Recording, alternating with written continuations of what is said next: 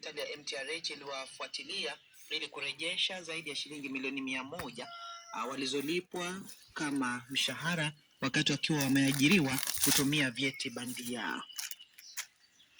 Kwa mujibu wa usimamizi wa hospitali hiyo ya MTRH kule Eldoret, maji kwa sababu hayajawekwa dawa na yako katika kijiji, ni maji machafu kidogo kiasi, yanaleta madhara kama mtoto kujikuna, unaona. Hali ya ugonjwa ni hiyo hiyo, watu jikuna hawezi kuingia, na tuko na changamoto ya hii maji ya mafuriko. Kitu kikubwa ambacho kwamba kimegundulika ni kwa hii maji imekuja kwa namna nyingine. Watu wengi wanalalamika kujikuna na maradhi ya ngozi. Na kwenye taarifa za dunia, mamlaka ya Uhispania imefuta mechi ya maandalizi ya kandanda kati ya Jamhuri ya Demokrasia ya Kongo na Chile kabla ya kombe la dunia kutokana na wasiwasi wa kuenea kwa virusi vya Ebola.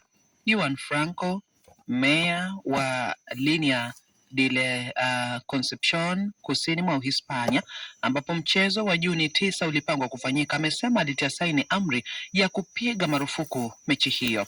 Hata hivyo, katika taarifa ya siku